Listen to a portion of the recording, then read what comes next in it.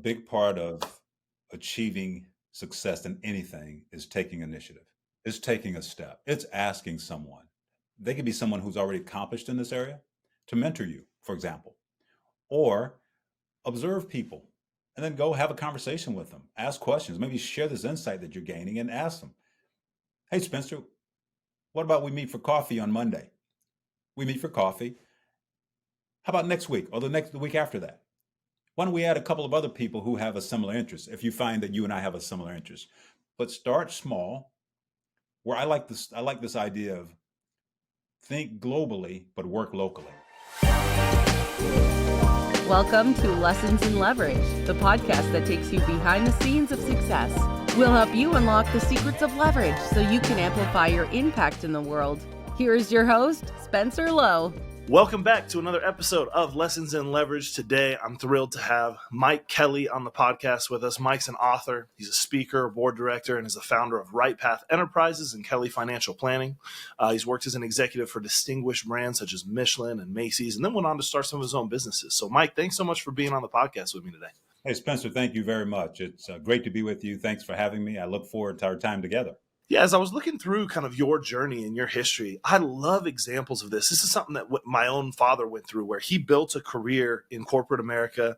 He learned high-value skills. He actually started in the military and then found entrepreneurship a little bit later and really was able to do some great things there. And I think that people sometimes today, the internet tends to talk about entrepreneurship like it's sort of all or nothing. Like you gotta go be in that hustle culture. You can't be an employee, get taken advantage of. And so sometimes people miss the value of what you can learn in the corporate environment and also what you can do on the entrepreneurship side. So for you, what were some of those skills that allowed you to go from, starting out just as a production supervisor at Michelin, and 26 years later, you're a vice president at Macy's? That's quite a journey. What were some of the skills, and tell me about that journey, how you got there? Well, so it wasn't a smooth ascent, right? So it was ups and downs, like the graph of the S&P 500 or a stock, one of these technology stocks. But anyway, there were a lot of lessons that I learned, and a lot of those lessons were learned when I failed. I tried things that didn't work. I failed. I learned, which in my opinion is a big part of this when you think of leverage, is being a student and learning. If you have a desire to do something, if you have a desire to recover from a failure or be better, learn. And you can learn from books. You can learn from, right now, we've got all sorts of media online, YouTube, and I can go on and on and on. There's so many ways you can learn. You can learn from spending time with people. So one of the things that I did was, when I was in corporate America, I learned after a while that, okay, there's so much I can get from this. I'm putting in a lot of time. So what do I want to come out of this with? So I started to think of myself as an entrepreneur inside organizations. Intrapreneur. Sure. And I started to open my mind to trying things that I was uncomfortable with. For example, if I look back over my career, certainly I started out as a production supervisor, but I got experience in certainly operations. I got experience in human resources. I got experience in sales. I got experience in finance. I got experience in project management in different industries. And as I did that, I thought about, okay, what if I were running my own shop? What would that look like? So as I got more responsibility, I thought of it as running my own business. I was getting a paycheck. I wasn't on my own, but I was running my own business. And the thing I would say that really helped me as I was on that journey was when I got wise enough to realize, okay, I can't do this all myself. And I started to encourage my people to think of themselves, or the people that reported to me, to think of themselves as entrepreneurs, intrapreneurs. The game really started to change. Results were tremendous. I wasn't working as hard. We were all learning together. And when you talk about leverage, that freed me up then to think about, okay, what do I want to be 5-10 years from now? And as I was doing more of that, I started to develop this vision, Spencer, of being an entrepreneur full time. And one other thing, I was also volunteering in the community once I started to control my time, and I got to spend time with people doing things that I might have an interest in doing. And then they totally different businesses, but the thought process was the same. That's such an important insight, that the thought process is going to dictate so much of your outcomes in life. It's not about, am I an employee today? Am I an entrepreneur today? What does my title say? What does the world tell me I am? who you think you are will become who you are. And that's such a powerful insight that you started to think of yourself in these terms of being high responsibility, taking accountability for the outcome. As you started to change that mindset, you mentioned taking more responsibility for the outcomes, being willing to say yes to things that maybe were outside of what people expect you to do, instead of saying, oh, it's not my job, I'm not going to touch that, I don't want to learn that. What were some of the other things that you noticed as you went through that career that helped you to gain a better and better positions? Well, another thing I noticed was that just because you were working for an organization, you had a good job, you were getting the benefits, 401k, options, all those things, didn't mean that those things were guaranteed forever. There was a lot of fear. You talked about people who they stay hidden in many respects, they quiet, they do just enough to get by. I call it quitting and staying on the payroll, right? So you quit, but you stay on the payroll, you draw your check, stay out of sight, don't do anything that might put your job at risk.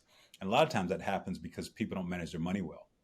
And I saw that very clearly. And I realized also that companies, when we had had cycles, recessions, what have you, they were quick to let people go.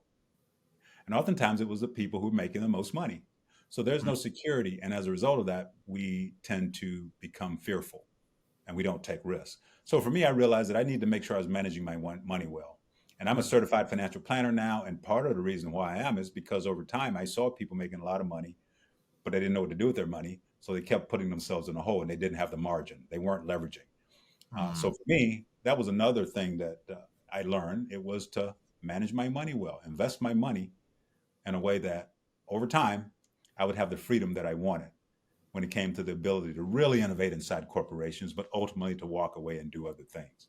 So that for me was a huge awakening.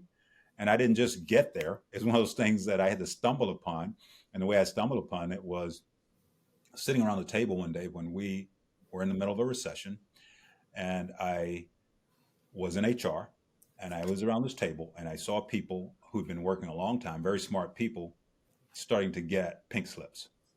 And I had communicated some of those messages to them. The way they reacted challenged my own thinking around, okay, what if you were on the other side of that table? How would you respond? Are you prepared to walk away? Not only physically, but emotionally and mentally as well. And that was one of those things that for me was a moment of enlightenment. Yeah, when you talk about this, the way that your career over time was like the S&P 500, it had these ups and downs, but it had this progressing trajectory of going up over time.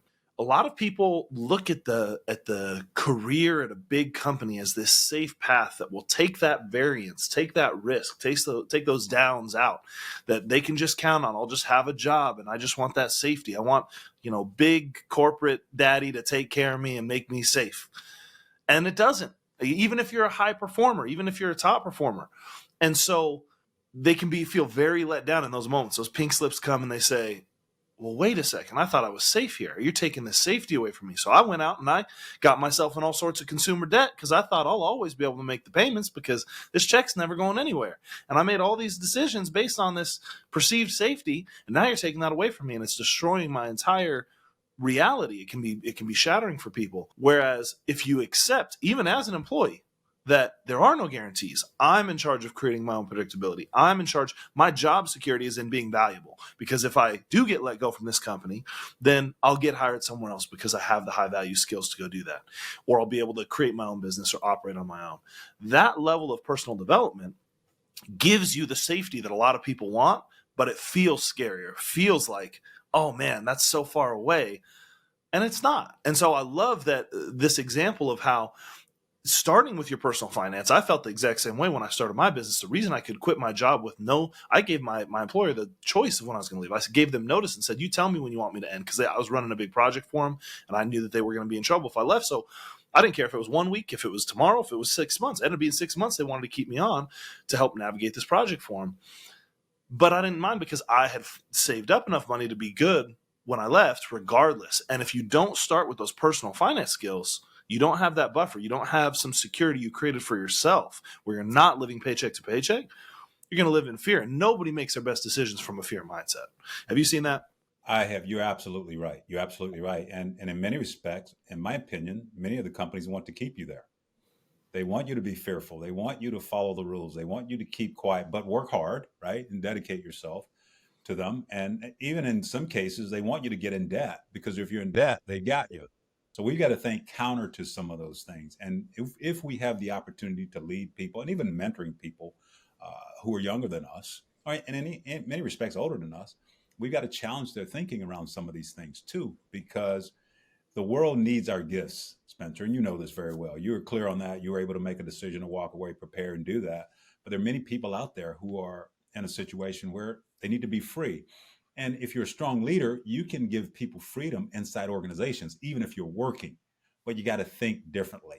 So I agree with exactly what you said. And when you said you gave your company a notice that you're going to leave, I did a similar thing with Macy's. When I left Macy's, I gave my boss, I told my boss a year before I left that I was going to leave.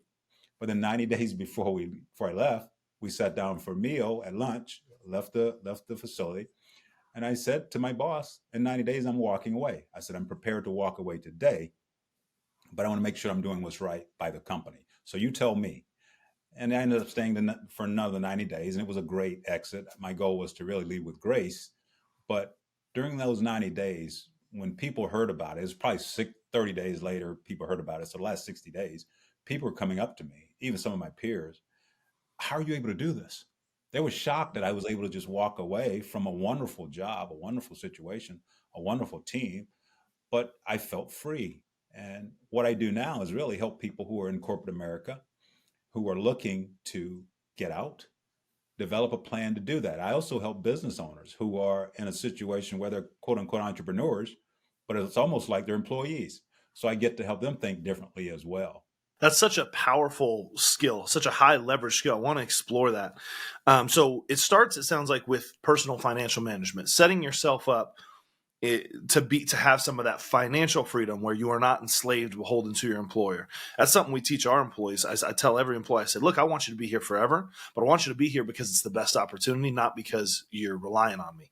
And so I'm going to teach you some of these things about how to manage your finances. I'm going to tell you things that most employers won't tell you. They'll tell you, go get that brand new car. Just got a raise? Yeah, go buy the expensive car.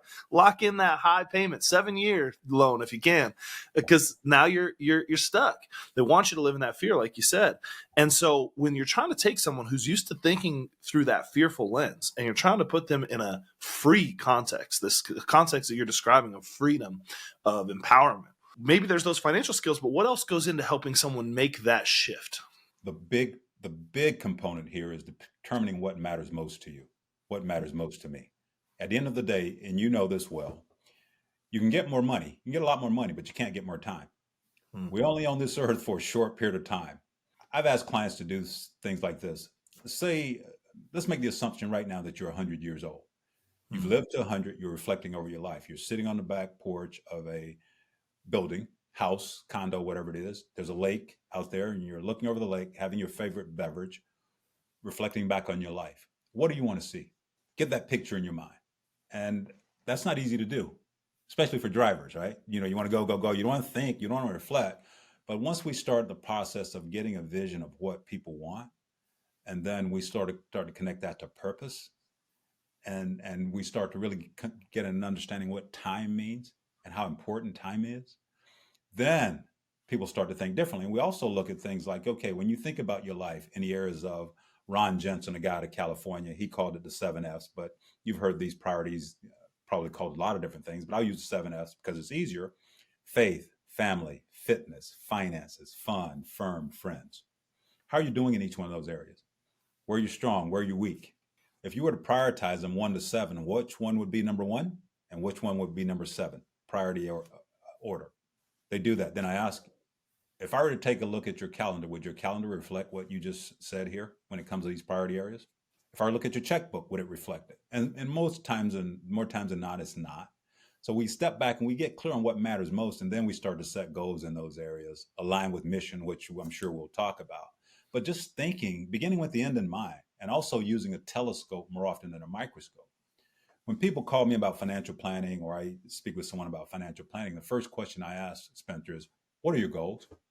And I find that oftentimes when I ask the question, I get silence because people are churning, they're grinding, but they're not thinking about what matters to them. So the time just dissolves, it goes, and we're not focused on what matters most. If we could learn, and this was a great point for me, when I learned this is another thing that led my life to really shift a great deal. If we can learn to invest our time on things that matter most to us, and if we can learn to integrate those priority areas of life, life can be so much more meaningful.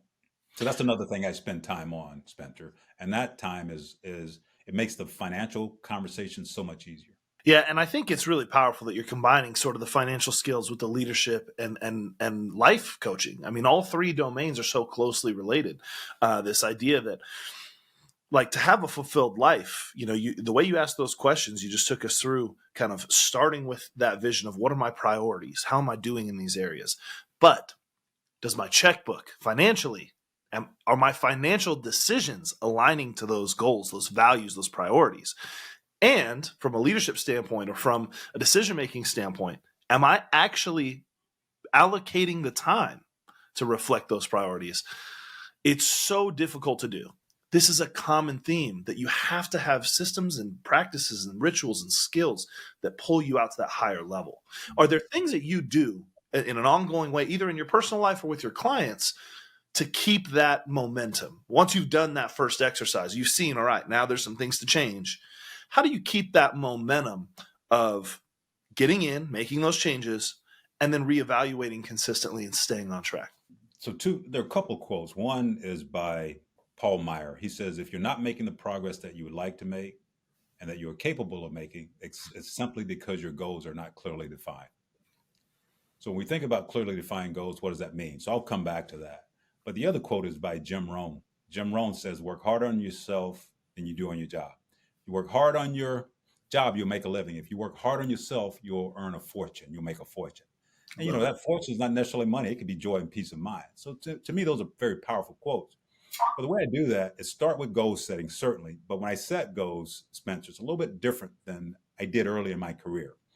I've come to understand that goal setting is a strategy as well, that if you do it well, it's going to give you that bigger strategic focus, but also the steps to take. So let me give you a quick high-level overview of how that works for me now. Please. So I'll set a goal. And when we set goals, normally it's SMART goals: specific, measurable, attainable, realistic, time-bound. So we set the goal, and a lot of times we just stop there. Well, what I've learned to do and what I encourage my clients to do is think about what are the losses to be avoided and things to be gained by achieving this goal. So you go through the process of thinking that through.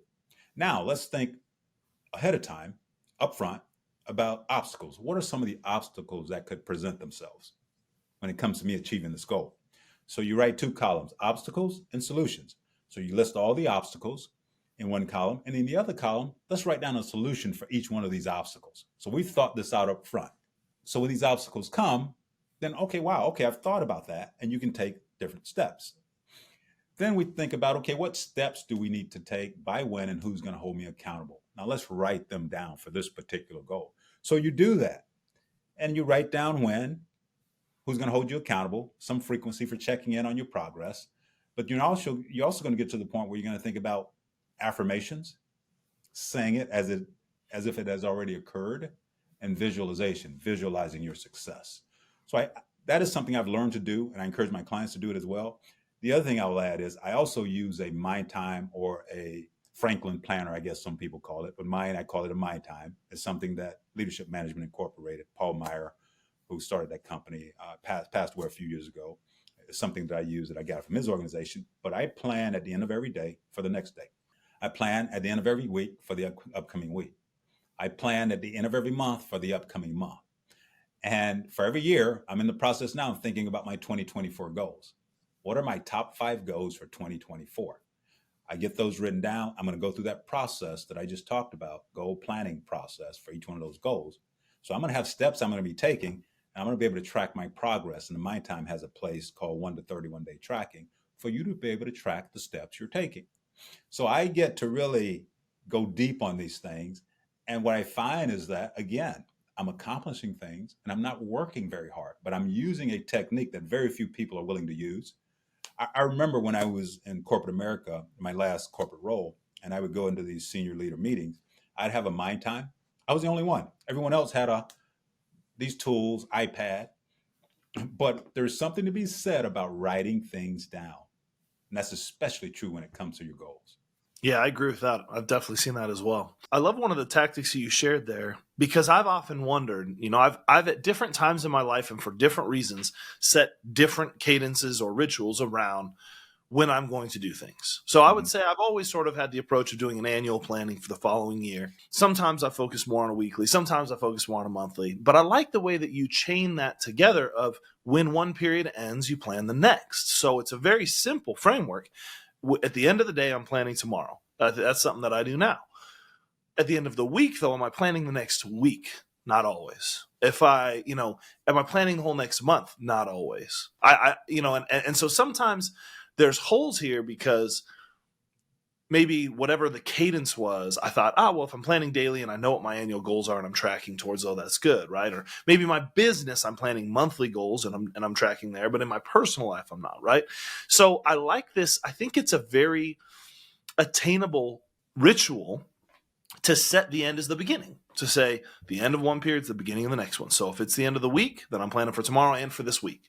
If it's the end of the month, I'm planning for tomorrow, this week, and this month, right? Like every time a period ends, I'm doing a little more planning at that periodicity. And I think that's a very helpful framework. And then going through and planning out how you're going to be working towards these goals that you have for the year.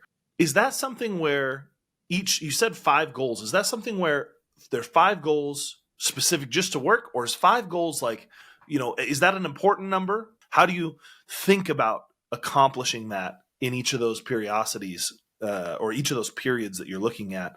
Do you set aside some for each category? How do you do that? So my focus is on integrating all of life. So we think about all those areas of life we talked about. Because for me, it got to the point where work was the category, and I was like losing sight of everything else. I mean, there was a period in my life where I gained 30 pounds. I wasn't sleeping well at night. It's like all I was doing was working, neglecting family, health, faith, all those things. But after really coming to a clear understanding of what mattered most to me, what my purpose was and is, and developing a mission statement that aligned with my goals, I started this type of process. And the top 5 goals would be goals that matter most to me. And I'm looking at my all areas of life. What do I want to accomplish next year? Looking at all areas of life. So you get those top 5 goals, but then you set micro goals attached to each one of them. So I'll give you an example.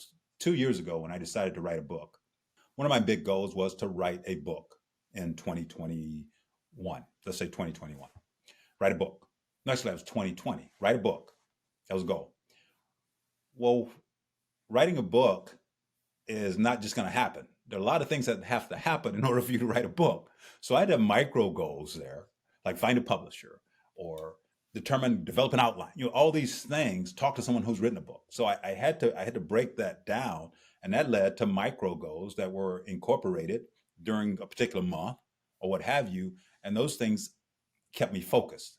I say 5, you can have more than 5 goals, but the more you have, the more difficult it will be to stay focused and achieve the success that you want. So I limit myself, and it's not easy. It's a hard thing, but it doesn't mean that I forget everything else, right? So I look at all my life. What are the top 5 areas in my life? What are the goals that I'd like to achieve related to those areas? And you start to take the steps to move towards those goals. Not easy, but anytime that we invest, and you're a proponent of leverage, anytime that we invest in thinking through this and then taking the steps, the returns are going to be tremendous. The benefits will be tremendous. So determining what my top 5 are, going through that goal planning process, which leads to micro goals, smaller goals. But if you're focusing on all areas of life, top 5 goals from those 7 F's, we could call them, and then setting the goals and then taking steps over the course of the year and having accountability. I will tell you, accountability is huge here because you can't do it alone. And one of the things that I've found to be most helpful is surrounding yourself with people who think like you around this topic. But unfortunately, and you know this well, there aren't a lot of us who think this way. And I would also say, if you think about the number of people who set goals, and the statistics are out there, but very few of us actually set and write down our goals. So if you want to be in the top 5% of performers in any field, do what the top 5% do. And part of that is setting goals.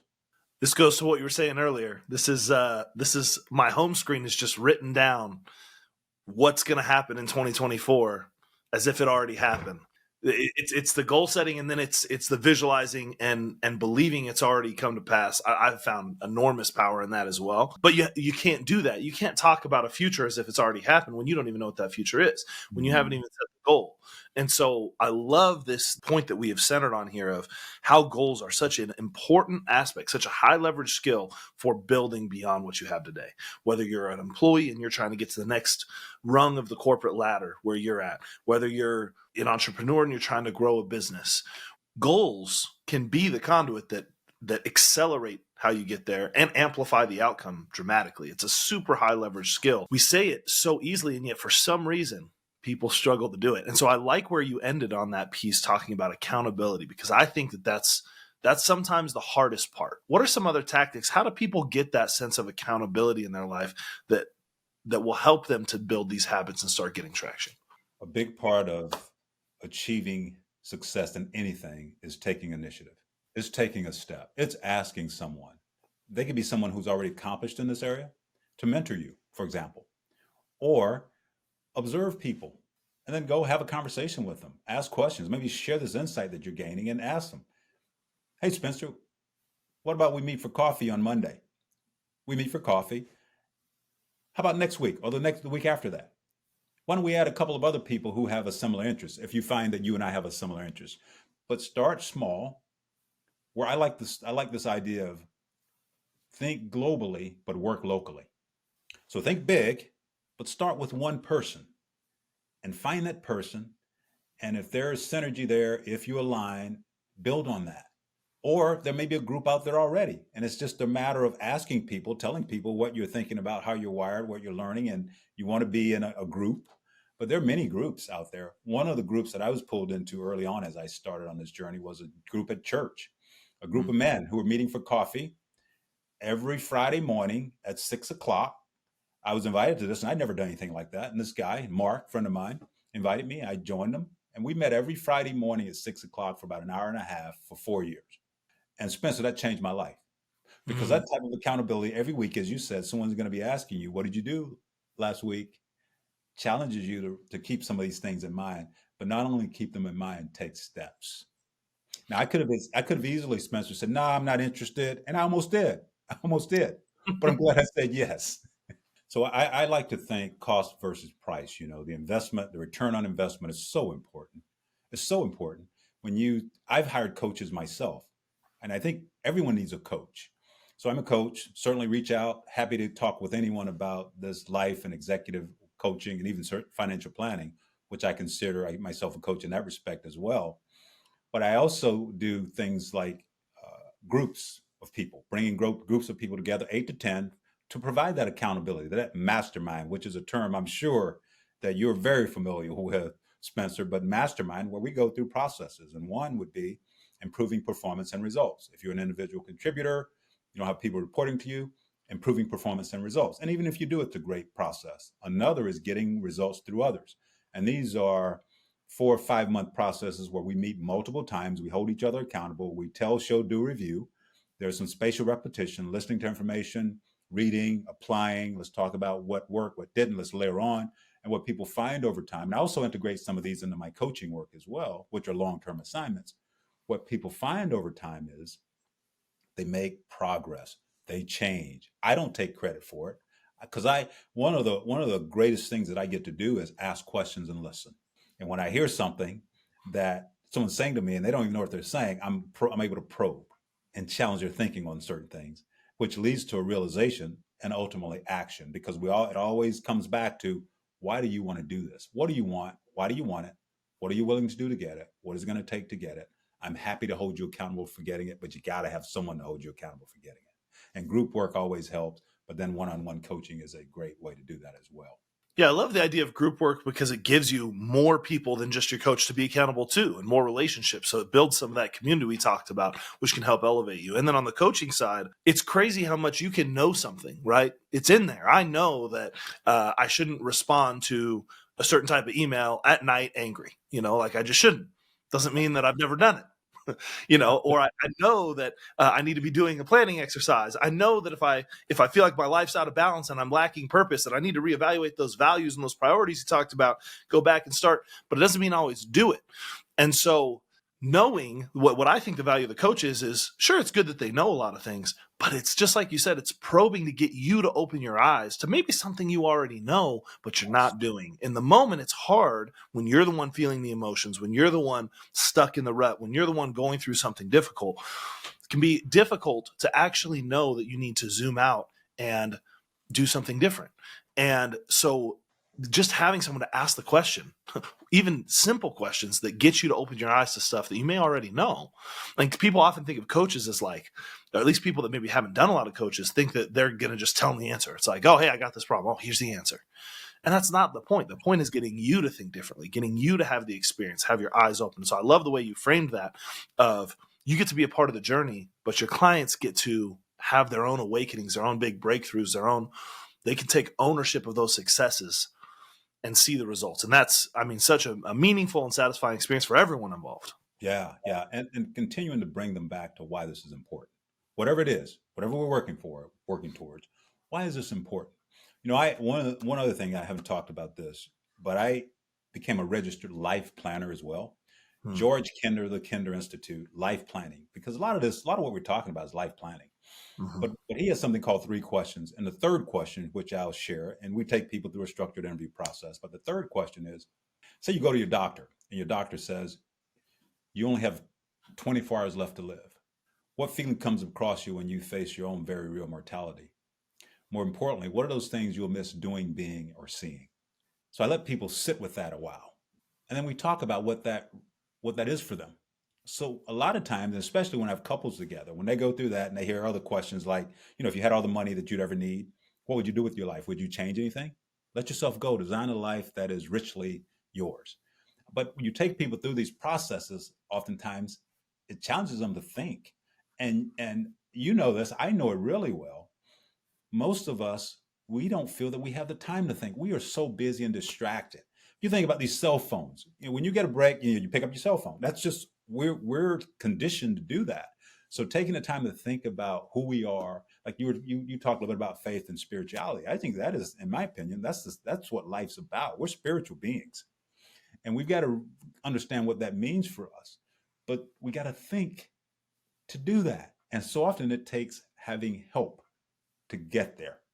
But in my opinion, the key is, as a coach, helping people think, and then helping them challenge other people to think.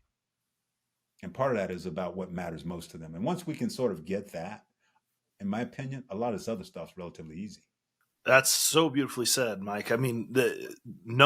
Understanding why, whether we're talking on an individual level, as a person, whether we're talking as a leader, as a businessman, as a entrepreneur, as an employee, most people don't even take the time to understand the why. I often say that people jump too fast to the solution. And they don't spend enough time on the problem. And that if you understood the problem well enough, the solution would be obvious. And I think this is true in our personal lives. That, we'll feel a certain way, or we'll feel we'll be dealing with certain emotions. And then we'll jump to, how do I get rid of that emotion? How do I just change this situation right now? Instead of going to, why am I feeling it? And maybe it's as simple as those priorities, the way I think that they're supposed to be, well, they're out of whack. I'm spending too much time on my career. I'm spending too much time on things that are low priority for me. And I'm not spending time on things that are highest priority. Maybe my faith, maybe my family, maybe, things that I truly feel value in. And so if that's out of line, it doesn't matter what I do to get rid of the feeling. There's no medicine that's going to dull the feeling long enough or sustainably enough without fixing that underlying why. In organizations, when we start talking from a business context and an organization's not healthy, you can't just put Band-Aids and say, here's a tool, here's a this, here's a that. When underneath the surface, it's unhealthy because the purpose or the mission is unclear. The values of the different teams are in conflict. Some of these deep organizational structural issues are not resolved. Then everything else is just going to be a Band-Aid, and it's going to fall off after a few days, and you're still going to be wounded, right? So getting all the way to why. And I love some of these exercises you've given the audience here to think about, considering mortality, putting things in a different context where you can imagine that, and now it's easier to clarify your thinking. what would I really spend the time on those last 24 hours? Who would I talk to? What would be my last actions? What would I, thinking in those terms clarifies, well, why am I not today then? If I would go spend every last minute with my children, I'm not spending every last minute with them today. So, man, that's a pretty big gap. What needs to be changed then? And so I love that framework, Mike. I appreciate you for sharing that. As we look at some of the challenges and setbacks that you faced throughout this whole journey that we've been through here, are there any that stick out as especially meaningful to you, or that you think the audience could learn from? You mentioned there's so many of them, and I think that fundamentally most high leverage individuals I see, they don't view challenges or setbacks as failure. That's part of the process. It's only failure if you stop and give up. And so, was there ever a time you considered giving up? Has there ever been a time where a specific challenge that was especially meaningful to you? So there are a ton of them. And as I think about my life as a Black man in corporate America, I could give you a lot of challenges, but I'll give you one in particular, because this was one that really propelled me in many respects. I was at Michelin at the time, and I was getting a lot of opportunities to do some phenomenal work. But as I said earlier, and I alluded to this briefly, all I was doing was working. I mean, I was working 14, 16 hours a day. And I loved what I did. It was great work, but I was just grinding, man. You hear the word grind a lot now, grinding. I was grinding, and this has been it's probably been 20 years. I gained 30 pounds, wasn't sleeping well at night, started to have headaches, wasn't a very good husband, stopped going to church. And, the church, spirituality, faith, trusting God is a big part of my life. Put that to the side. Wasn't a very good boss, but people, for I guess fear of getting fired or something, I don't know, they told me I was, but I wasn't. I knew I wasn't. So I was an imposter, and I started to have headaches. So I would keep driving, sitting at my desk one day, just couldn't take it anymore. I got up, I went to the doctor. The doctor said, "Hey, Mike, here's some pills to help you sleep, and these are some other pills that'll help you with the headaches." Started taking them. Unfortunately, it didn't get any better, Spencer. So I kept running back and forth to the doctor, until ultimately, at this one trip, he said, "You've been in here a few times now." He said, "We need to scan your brain to make sure that you are okay from a medical standpoint. You don't have any physical issues going on in your head." So they did. They scanned my brain. The results came back. My head was empty. And that was a good thing, right? Because you don't want it the other way. Don't want to find a big tumor, that's for sure. Yeah. But the doctor said to me, he said, "I'm going to tell you this, though. Based on what I've learned about you, because we've developed a relationship here, you're under severe stress. Your head is towards depression. You need to change your life." And at that particular time, I had a nurse reporting to me. I had an exercise physiologist reporting to me, and I was married, relatively young in my marriage. So I asked my wife. She's like, "Yep, you got issues. You're not a very good husband. So there's some things that need to change." I asked the nurse. I said, "This is what the doctor said to me. What are your thoughts about this?" "Mike, you need to listen." Then I go to the exercise physiologist, and she looks at me. She checks everything, checks my weight and all that. She said, "Yes, you are overweight. You're out of shape. You need to get in shape." So those things happen, and it caused me to pause and stop and slow down and think about what I've shared today, really. Who am I? Why am I here? What is my purpose? I can't quit because there's so much at stake. My family, people that reported to me at work, community. I was doing a lot in the community at the time, which I didn't talk about. I mean, that was another area that was stretching me. And I realized that I needed to step back and realize and figure out who I was. So that led me on this process of getting clear on my purpose, getting clear, developing a mission statement, which I didn't have, setting goals aligned with that mission statement in the priority areas of life. And I'll share my mission statement real quickly, is to use my God-given leadership, analytical, and financial skills to help my family and others grow to become all they're designed to be, while continuing to grow myself. So my goals, I started to set goals, align with those things. And I spent a lot of time in prayer and faith, and ultimately got into accountability, and my life started to change. And I will tell you, reading, I'm a reader. I would read everything I could get my hands on, everything I could get my hands on. And the more I read, the more I realized that, okay, there's some things you can do differently. The more I got introduced to speakers, great speakers, Jim Rohn, all these people out there. The Bible was another great tool for me, Spencer. Reading the Bible. I have purpose. I matter. So a lot of those things help me realize that you're striving, and you don't necessarily need to be striving. You need to be thinking with the end in mind. You need to use a telescope more often than a microscope. And that changed my life. So that I've said a lot there, but that was one of those periods where I hit a wall. And that's what I talk about. I consider it a wall. And I run into a lot of people who are hitting walls. I mean, if you think about the suicide rates and all the stuff that's going on today, it's just not good. But fortunately for me, I was able to, and I think it's a blessing from God that I was able to get through that. And now I get to help other people who are on this journey, be they entrepreneurs, be they people who are working in organizations, be they leaders of corporations. Because another thing I will share with you, I find that many top leaders in organizations, they're imposters. And I also find that culture will eat strategy for lunch. You can have the greatest strategy, but as you talked about earlier, if your culture is not healthy, then, and people are only going to go as high as you go. So I get to challenge leaders to grow, to change, to look in the mirror so that they can unleash these organizations and get the results that their shareholders or their customers or their people, their communities deserve. It all starts with leadership. One of the most humbling realizations that I've ever had, I believe I first read it in a book. I think it was Extreme Ownership by Jocko Willink, but I sort of came to a deeper feeling and understanding of it. You know, when you read something, you learn something, but then you really experience it. It really hits your soul, if you will.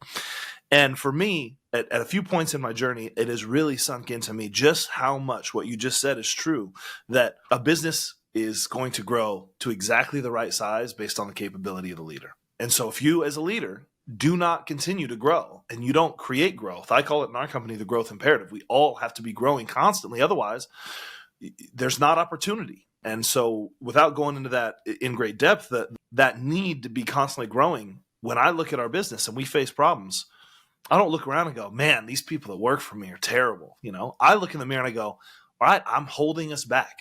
Where did I plateau? What did I get wrong? What decision did I make that led to this, or what decisions? And that's a humbling truth. But the empowering side of that truth is I can create change. And so things can be different if I continue to work on myself, just like Jim Rohn talked about in the quote you mentioned earlier. I have so little to add to everything you just said. It was such a great summation. I don't even want to talk about a few of the other questions I was going to ask, because I want to leave the audience with this message of hope that you just laid out, that I think is extremely important and extremely powerful, that they can develop high leverage skills and mindsets, and that they can grow. Before I wrap us up, because like I said, I love kind of where we've ended here, I want to give you a chance to share any final thoughts that you would leave the audience with, as well as where can people find you? Obviously, if they're as inspired walking away from this as I am, where do they reach out to Mike Kelly? How do they get a hold of you if they want maybe some coaching, or they'd like to connect for some coffee out in Ohio, I believe it is that you said is where you're at, right? Cincinnati, Ohio. I want to go back to something you said, and it's a powerful piece. And in my opinion, it's probably one of the most powerful things that out of our time together today that we all need to really think about. And that's humility. As leaders, and we're all leaders, everyone listening to this podcast, listening to this show, you're a leader. A mentor of mine, I've heard him say a number of times, and this gentleman has connected with leaders throughout the world in all segments of business, industry, faith, nonprofit. And he said, you know, the leaders that I have met who are the most impactful, the most quote unquote successful, were leaders who had the characteristic of humility. They had power, but they didn't necessarily have to use it. They're willing to be transparent. They were willing to get feedback from other people. They were willing to grow. Humility is a powerful thing. And I'm glad you got that in here, because it's something that as leaders, we've got to realize that we have a responsibility, and we have a responsibility to our people, our organizations in the world, to use the power that we have in a way that other people are unleashed. So I'll say that. I'll also say mission statement. Create a personal mission statement. Everyone out there who's listening to this, create a personal mission statement. Very few people have mission statements. If you think about your organizations, I would guarantee you that your organization has a mission statement. I've spoken to a number of groups, and what I find often is that 3% of the people in the audience will have a mission statement on average. Develop a mission statement. Now, it's not easy to do, but it's something that's worth the investment of time. And how do you do that? We can get into that, and that would take a whole nother show, but I'll give you a couple just brief ideas. One is to think about the relationships, think about the roles you play in your life. It could be an entrepreneur, it could be a leader in an organization, it could be a father, mother, it could be community servant, it could be whoever. You write down those roles. Who do you play those roles with in the next column? If it's a wife, my husband, you know, parent, children, whatever, pastor, the people who attend the church. So you got the role, you got the people, and the last column, what would you want them to say about you at the end if they were giving your eulogy? So you write that down, you think about all that, and then you take a stab at crafting a mission statement based on that. And it won't be right the first time, and it may take you a couple years to develop it. But when you develop it, you'll find that that was time well spent, because it'll make this whole goal setting process so much easier. So I wanted to just end with that piece. The world needs your gifts. The world needs our gifts. And people need to be unleashed. Where to find me? You can find me on Right Path Enterprises, which is a website for the executive coaching firm and training firm. Like Take the Right Path, rightpathenterprises.com. I've got a financial planning firm as well, hourly fee only financial planning and advice, kellyfinancialplanning.com. You can find me there. I'm on LinkedIn. I'm on Facebook. I'm on Twitter, or X now. You can find me there. But I'm pretty easy to find. So Mike Kelly, Right Path Enterprises, Kelly Financial Planning. You Google me, you can find me there. My book, Leaderfluence. This book, it can be found on Amazon or on my website, Leaderfluence tab on rightpathenterprises.com. There's also a banner on the Kelly Financial Planning. Order it from there. I can sign it, but you can also, again, get it from Amazon. But I will say again, Spencer, it's been such a pleasure to be with you, and I appreciate you having me on your show. And thank you for all the work that you're doing. It matters. It's needed in many respects now more than ever. So keep doing the work. The world needs your gifts. My honor, Mike. Thank you so much. Hey, before you go, I have a small request. Our mission is to empower as many people as possible to maximize their potential through the power of leverage.